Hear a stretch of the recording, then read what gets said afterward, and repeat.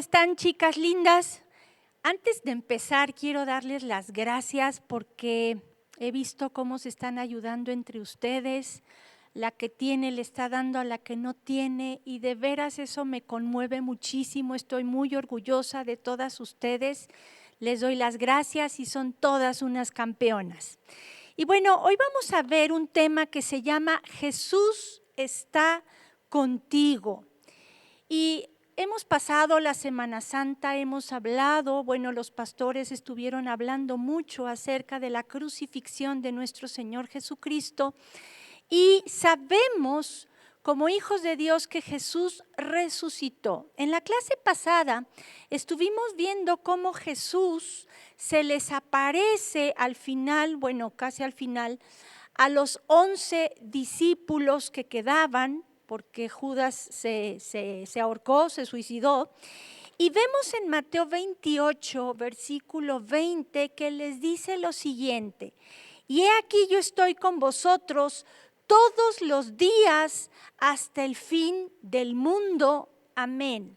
Esta palabra mundo viene del griego alón, que significa perpetuidad, eternamente, siempre. Y me gusta cómo traduce este mismo texto que acabo de leer la Nueva Traducción Viviente. Dice, y tengan por seguro esto, que estoy con ustedes siempre, hasta el fin de los tiempos. No debemos de dudar que Jesús está con nosotros. Sin embargo, a veces y en medio de esta pandemia que estamos viviendo, podemos llegar a dudar y decir, ¿realmente está Dios con nosotros? ¿Realmente Jesús tiene cuidado de nosotros? ¿No ve lo que está pasando? ¿No va a actuar? ¿No va a hacer algo? Y dudamos de que Él esté en medio de nosotros. Y la pregunta es, ¿por qué dudamos?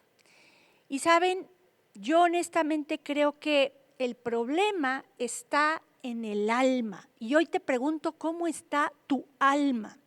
En el Salmo 42:3, si me quieren acompañar, por favor, al Salmo 42, versículo 3 y 5, dice lo siguiente: fueron mis lágrimas mi pan de día y de noche, mientras me dicen todos los días, ¿dónde está tu Dios?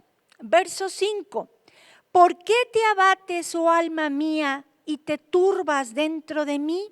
Espera en Dios, porque aún he de alabarle, salvación mía y Dios mío. Aquí vemos, el que escribió este salmo fue uno de los hijos de Coré. Y vemos que está hablando en primera persona.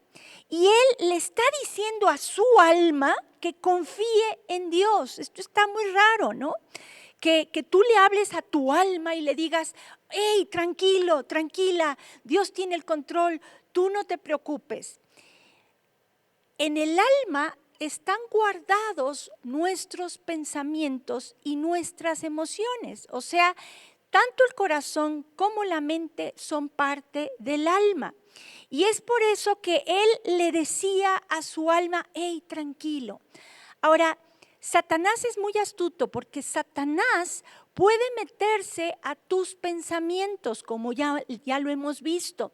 Y él puede meterte pensamientos negativos. Y cuando tu alma está afligida, es porque en tu mente hay una guerra de pensamientos y seguramente negativos, y por eso estás tan angustiado, tan angustiada, tan estresada, tan preocupada. Y hoy tenemos que entender que tenemos que cambiar esa manera de pensar. ¿Cómo la vamos a cambiar? Con la palabra. No es casualidad que cuando Jesús fue tentado, con la palabra resistió la tentación de Satanás. Acompáñenme por favor a Mateo capítulo 4. Jesús, después de haber sido bautizado por Juan el Bautista, el Espíritu Santo lo llevó al desierto y vemos que después de 40 días vino el tentador a tentarlo. Vamos a leerlo desde el versículo 1.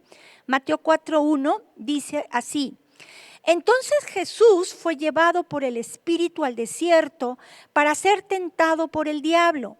Y después de haber ayunado 40 días y 40 noches, tuvo hambre. O sea, aquí vemos una cuarentena de ayuno de 40 días. Y vino el tentador y le dijo: si eres hijo de Dios, di que estas piedras se conviertan en pan. Aquí vemos al diablo tentando a Jesús después de 40 días de haber estado en ayuno. Recibí un correo de una hermana que estaba en ayuno y de repente después del ayuno dice que empezó a tener pensamientos negativos y seguramente fue el tentador que le metió esos pensamientos a la cabeza para tentarla, para que ya no creyera en Jesús o se desviara del Jesús o se sintiera culpable. El tentador sabe por dónde meterse. Acuérdense que anda como león rugiente buscando a quien devorar.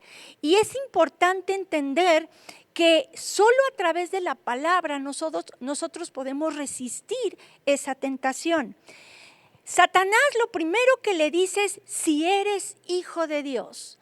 En medio de esta pandemia, lo que el enemigo quiere es que desfallezcas. Lo que el enemigo quiere es que no creas que Jesús está contigo, que Jesús tiene el control de toda esta situación. Y tú tienes que, con la palabra, vemos que Jesús le contesta. Vamos a seguir leyendo el versículo 4. Dice: él respondió y dijo: escrito está. No solo de pan vivirá el hombre, sino de toda palabra que sale de la boca de Dios. Cuando Satanás vio que Jesús se defendía con la palabra, entonces lo atacó con la palabra.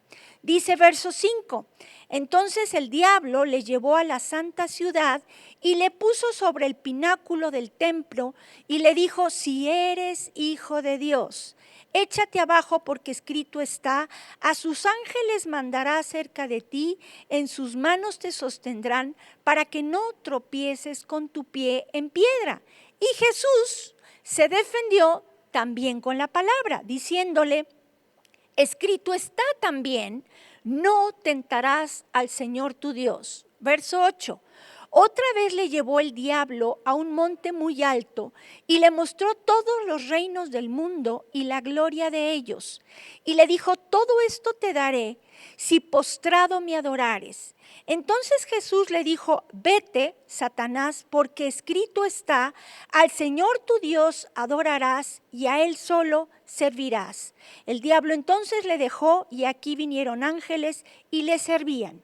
Podemos observar que la tentación iba en aumento y Dios nos va a tentar a cada uno de nosotros. Sin embargo, Dios no va a hacer que seamos tentados más allá de lo que podamos resistir. Y junto con la tentación nos va a dar la salida.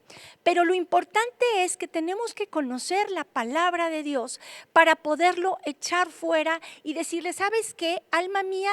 No le creas a esos pensamientos negativos que está metiendo Satanás. Alma mía, cree lo que la palabra de Dios dice. Tú terapéate si quieres lo que dice la palabra de Dios. Entonces, ¿cómo está tu alma? ¿Qué pensamientos cruzan por tu mente? Tenemos que tener la seguridad de que si somos hijos de Dios, esta promesa que hizo Dios, que les hizo Jesús a sus discípulos, de que iba a estar con ellos todos los días hasta el fin del mundo, es una promesa que también va dirigida hacia nuestras vidas. Y hoy quiero que analicemos el Salmo 46, si me quieren acompañar al Salmo 46, y vamos a leer el versículo 1.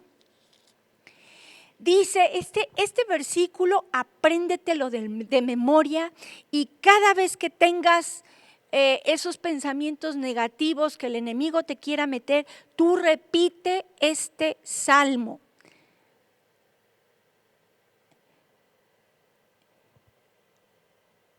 Dice así, Salmo 46:1. Dios es nuestro amparo y fortaleza, nuestro pronto auxilio en las tribulaciones. Aquí vemos en primer lugar que Dios es nuestro amparo.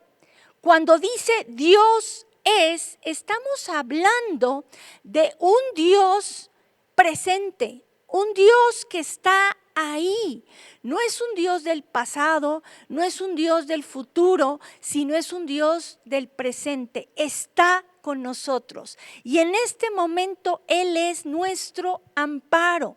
La palabra amparo viene del hebreo maksé y significa refugio, confianza, escondrijo, esperanza.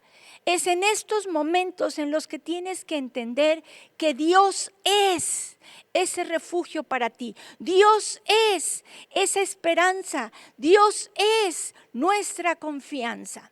Vemos también que dice que Dios es nuestra fortaleza.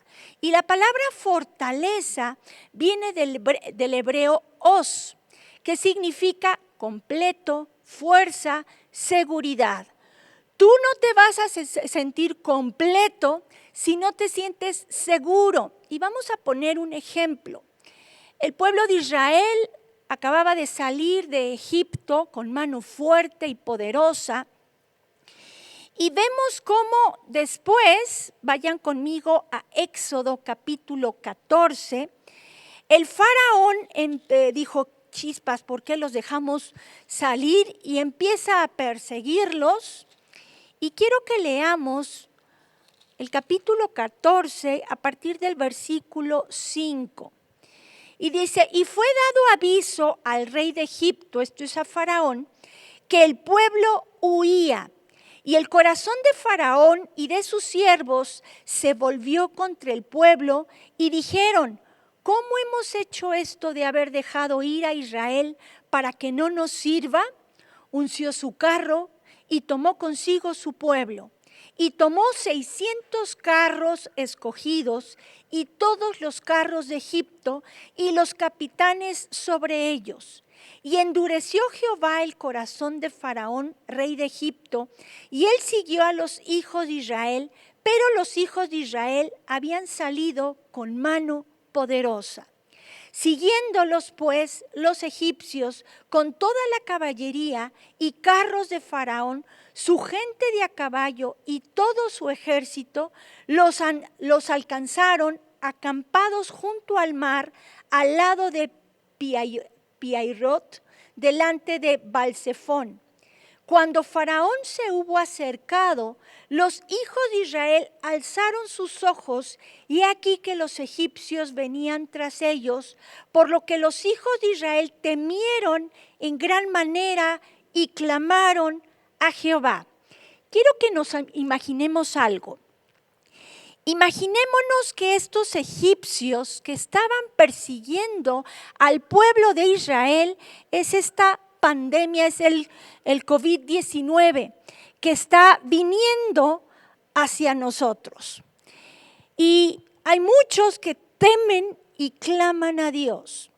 Sin embargo, si se van al versículo 13, vamos a ver lo que pasó.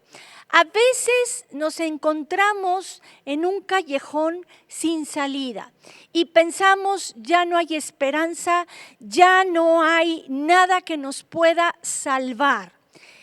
Y entonces en el versículo 13 vemos lo siguiente, dice, y Moisés dijo al pueblo, no temáis, estad firmes y ved la salvación que Jehová hará hoy con vosotros, porque los egipcios, el COVID-19, que hoy habéis visto, nunca más para siempre lo veréis. Jehová peleará por vosotros y vosotros estaréis tranquilos. Vamos hasta el versículo 19. Y el ángel de Dios que iba delante del campamento de Israel se apartó e iba en pos de ellos, y asimismo la columna de nube que iba delante de ellos se apartó y se puso a sus espaldas, e iba entre el campamento de los egipcios y el campamento de Israel. Y era nube y tinieblas para aquellos, y alumbraba a Israel de noche, y en toda aquella noche nunca se acercaron los unos a los otros. Este pasaje a mí me impacta sobremanera porque el ángel de Jehová es Jesús.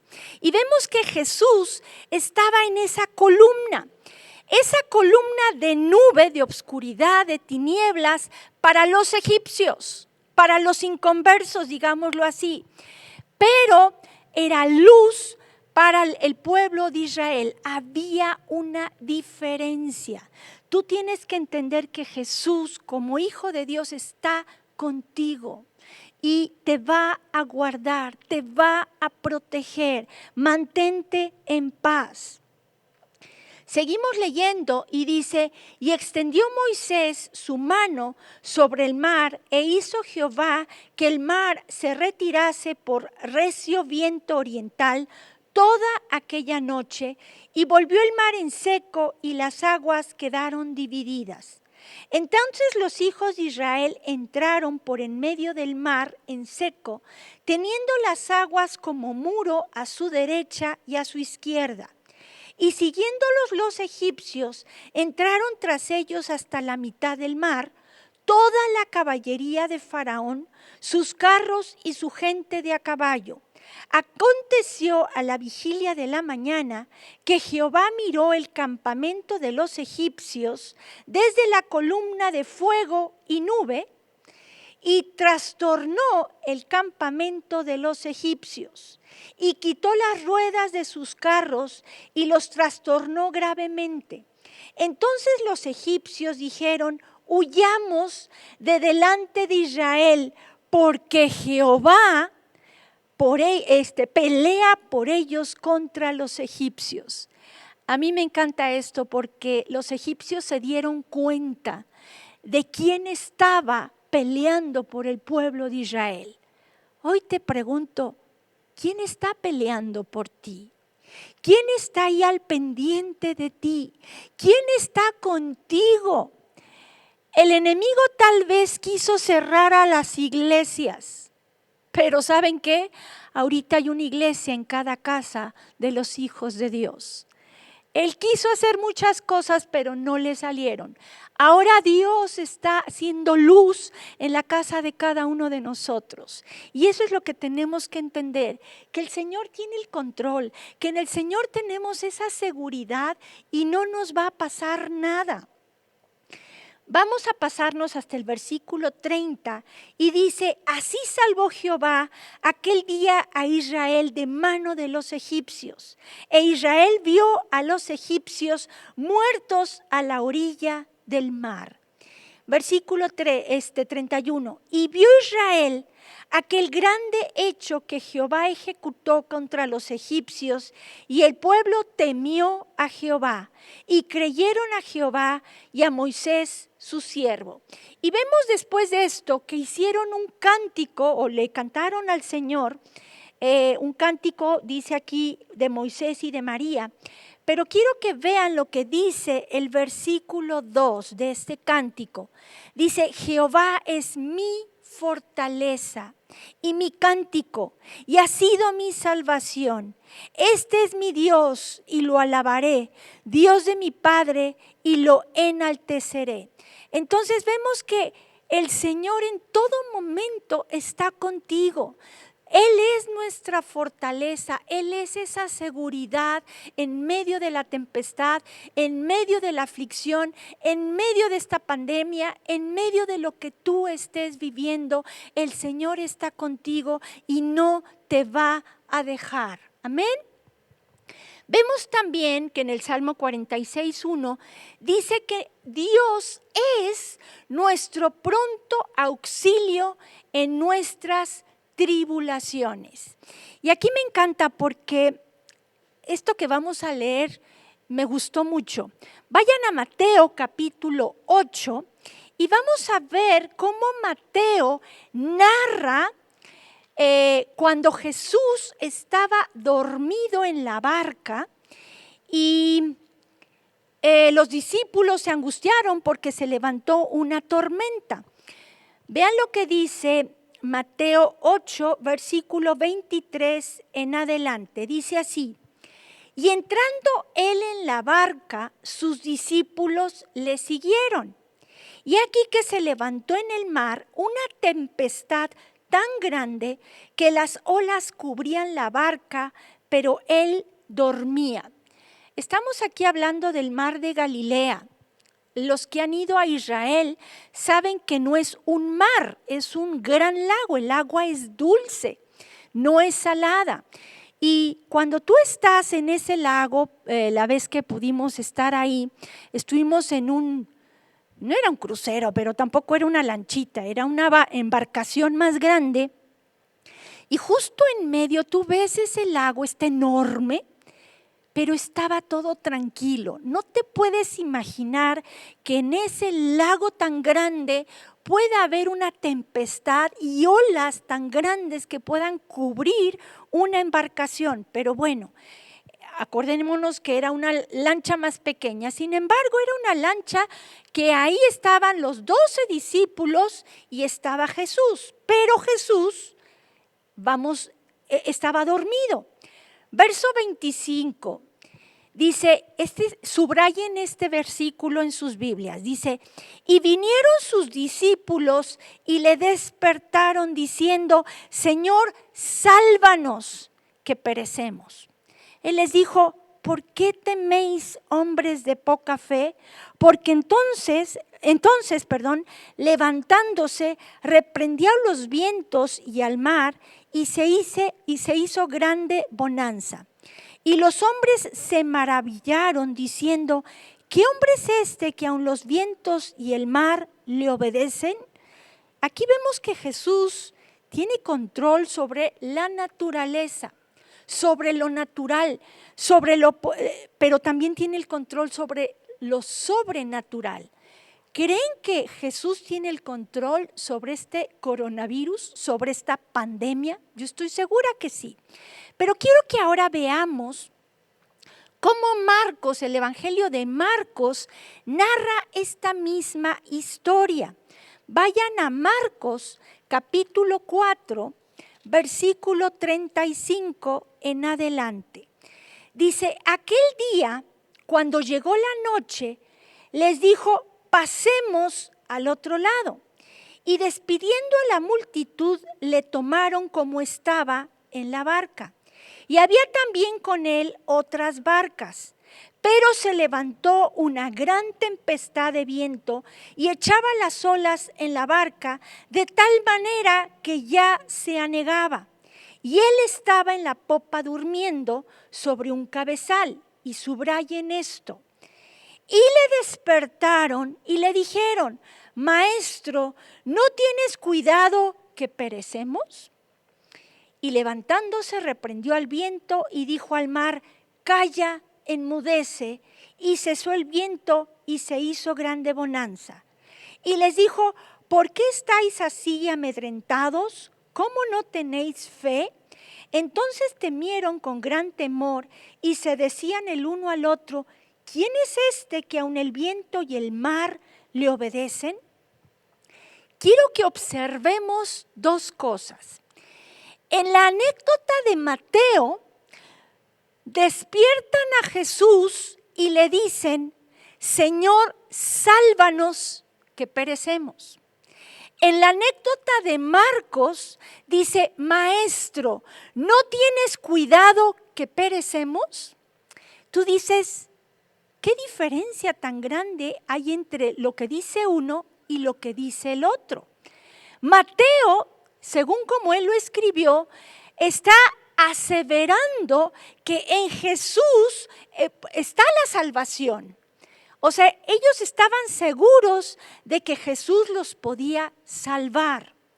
En la anécdota de Marcos, no le dicen Señor, le dicen Maestro, y ahorita les explico eso. Dice, ¿no tienes cuidado que perecemos? Ahí más bien parece que le están reclamando, oye, ¿estás viendo cómo estamos y no te importa la situación que estamos enfrentando?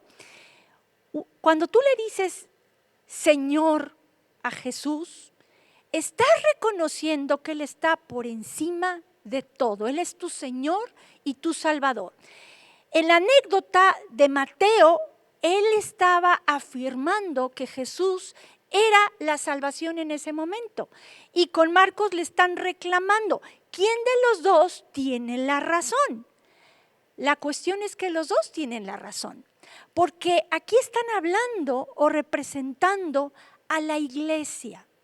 Dentro de la iglesia hay cristianos que reaccionan como lo describe Mateo, que reconocen realmente que Jesús es el Señor y el Salvador de sus vidas y que dentro de la tribulación, de la tempestad, de las aflicciones que están atravesando, ellos saben que Jesús es su Salvador y a Él claman.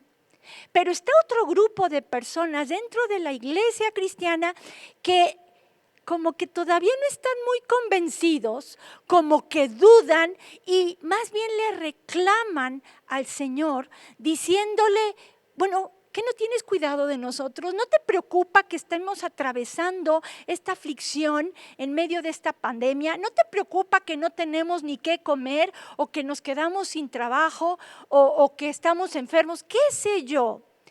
¿En qué grupo estás tú? Porque depende de lo que tú, pienses, de lo que hay en tu corazón, es lo que tú vas a hablar. De ahí la importancia de cuidado con tu alma. ¿Qué estás atesorando en tu corazón? ¿Qué palabras están saliendo por tu boca? Examina lo que estás hablando, porque de la abundancia del corazón, dijo Jesús, habla la boca. Entonces, es importante ver qué hay guardado en nuestro corazón. Ahora vemos que en las dos anécdotas Jesús estaba dormido, eso es un hecho, estaba dormido. Pero acuérdense que Él vino en calidad de hombre. En la calidad de hombre, Él sufrió como tú y yo y mucho más.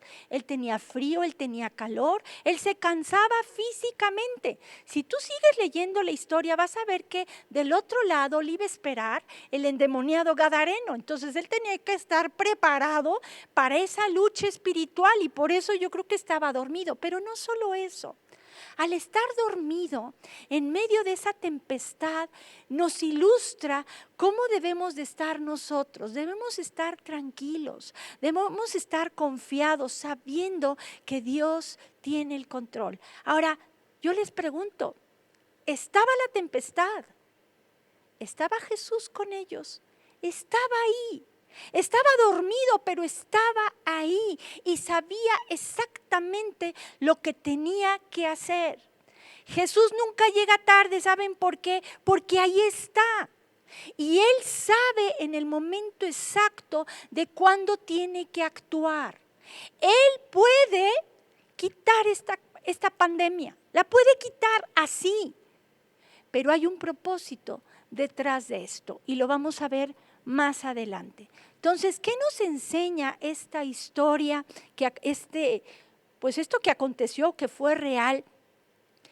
Que no importa si en esos momentos difíciles aparentemente Jesús está dormido, o crees que está dormido, o crees que no te escucha, o crees que no está contigo. Él está contigo y va a actuar en el momento oportuno.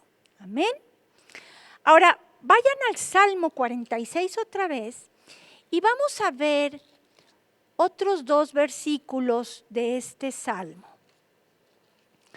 Salmo 46, versículo 10 y 11. Nos dice lo siguiente: estad quietos y conoced que yo soy.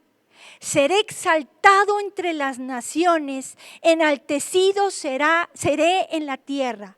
Jehová de los ejércitos está con nosotros. Nuestro refugio es Dios, el Dios de Jacob.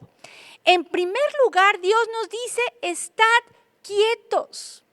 Es curioso cómo en la clase pasada, cuando vimos lo de la incertidumbre, vimos a Josafat que Dios le dice, estén quietos, y le dice a él y al pueblo, esténse quietos porque Dios va a pelear por ustedes esta batalla. Y vemos cómo Dios peleó por ellos. Cuando iban a atravesar el Mar Rojo y los egipcios los venían persiguiendo, les dice lo mismo: tranquilos, yo estoy a cargo, yo voy a pelear por vosotros. Y aquí otra vez el Señor nos dice: estad quietos. Una y otra vez el Señor en medio de esta pandemia nos está diciendo: esténse quietos, porque yo tengo el control. Tú haz lo que tengas que hacer, tú haz lo posible, pero lo imposible déjaselo al Señor. Y luego dice: seré exaltado entre las naciones, enaltecido seré en la tierra. ¿Sabes por qué Dios permite esta pandemia? Para que Él y solo Él sea exaltado en medio de las naciones. Hemos visto cómo presidentes ya piden al pueblo que oren para que Dios tome el control y Dios haga algo con esta pandemia. Dios va a ser grandemente glorificado a través de esto que estamos atravesando. Y luego dice el versículo 11, Jehová de los ejércitos, subrayen eso, está con nosotros. El Señor está con nosotros. Y dice: nuestro refugio es Dios. O sea, Dios es nuestro amparo, Dios es nuestra fortaleza, Dios es nuestro pronto auxilio en las tribulaciones, pero también Dios es nuestro refugio. Y aquí la palabra refugio viene del hebreo misgab y significa barranco u otro lugar elevado o inaccesible. Les platico un testimonio, padre, de mi marido, mi papá y mis hermanos solían, cuando se podía, porque ahorita, digo, y ahorita menos, subían seguido a la cumbre, a la cima del Popocatépetl. Y hay un refugio como en medio más o menos, en donde ellos llegaban y al día siguiente subían a la cima. Y me platica mi marido que hubo una ocasión, él dice que ahí en esas alturas el clima cambia abruptamente. Puedes ver el cielo y todo lo demás, el valle, las montañas, una claridad tremenda. Y en cuestión de segundos ya no ves nada, pero ni a 1 metro de distancia. Los vientos empiezan a moverse de una manera impresionante, se levanta la nieve. Dice que en una ocasión iban subiendo para llegar a ese refugio y que los ojos les dolían, ellos de veras ya no podían, no tenían fuerzas porque eran vientos contrarios, vientos encontrados, no alcanzaban a ver ni 1 metro, no sabían ni hacia dónde caminaban, solo sabían que tenían que subir. Y cuando al fin llegaron a ese refugio, para ellos fue un lugar de seguridad, un lugar en donde decían: aquí estamos a salvo. Entraban al refugio y ahí en ese refugio ya no está, se oía el viento, pero ya el viento no los atacaba a ellos. La nieve no se levantaba, podían ver, podían comer, podían descansar en ese refugio. Les platico esto porque cuando Dios dice que Él es nuestro refugio, Él es ese lugar de seguridad en el que tenemos que correr. Y ahí con Él no nos va a pasar nada. Ahí, aunque afuera oigas el viento, oigas los rumores, oigas lo que oigas, tú tienes que saber que el Señor está contigo y Él te va a guardar en paz. Él te va a guardar en seguridad. Él te va a salvar de todo lo malo, pero lo tienes que creer. El refugio del Señor es un lugar seguro y a ese lugar hay que ir. Y bueno, aquí termino esta lección y yo quiero preguntarte: ¿qué hay en tu alma? ¿Qué pensamientos están cruzando por tu mente? ¿Dónde está tu seguridad? ¿En el dinero? ¿En tener una alacena llena de alimentos? ¿O está en Dios? Acuérdense que Dios es un día es el Dios del hoy, es el yo soy. No es el yo seré o yo fui, es el gran yo soy. Y ese gran yo soy está contigo en estos momentos. Bástele a cada día su propio afán. Entonces, hoy Dios te dice, vive un día a la vez. Vive conmigo sabiendo que yo estoy contigo. Y yo quisiera que si están pasando pensamientos negativos en tu mente o han pasado o le has reclamado al Señor, vamos a orar y vamos a pedirle perdón y vamos a decirle, Señor, yo quiero de veras creer que tú estás conmigo, ayúdame a creer que tú estás conmigo, manifiéstate a mi vida, aunque yo sé que lo ha hecho de muchas maneras, pero si hoy tú has hablado de esa manera, vamos a pedirle perdón si le has reclamado.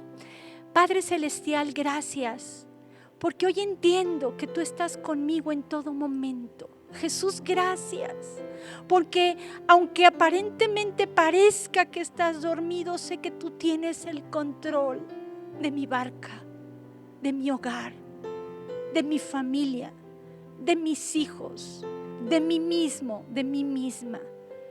Jesús, gracias, porque tú sabes qué hacer y nunca vas a llegar tarde porque estás conmigo, aquí estás conmigo.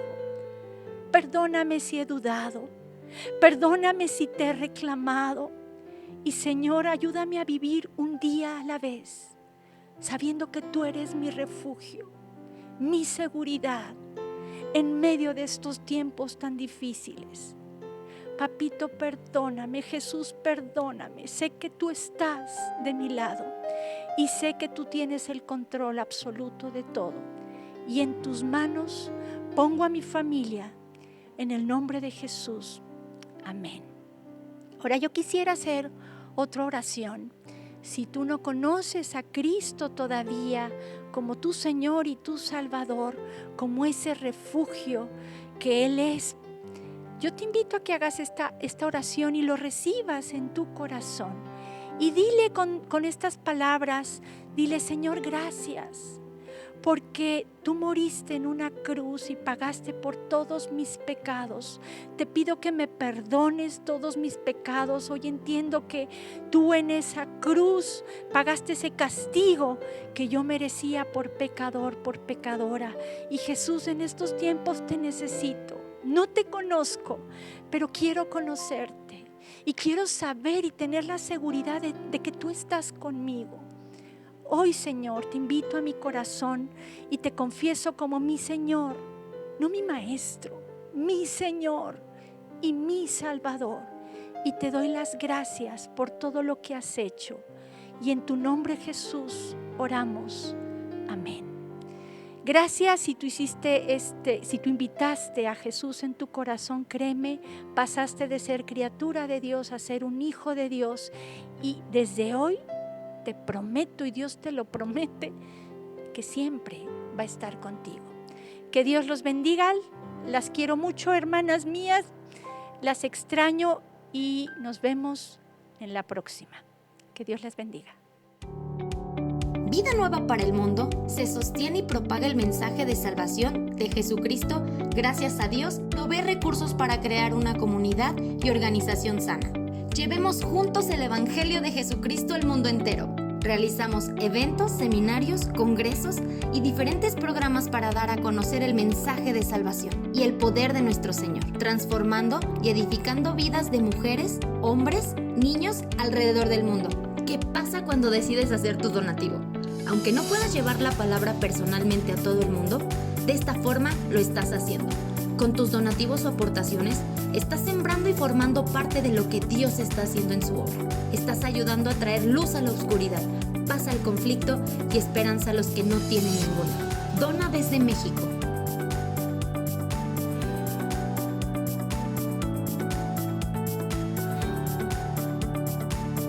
Dona desde Estados Unidos.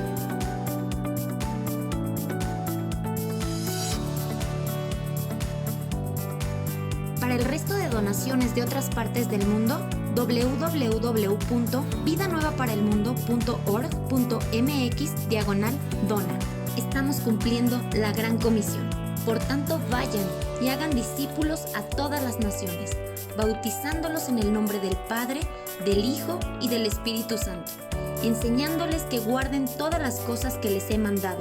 Y he aquí que yo estoy con ustedes todos los días hasta el fin del mundo.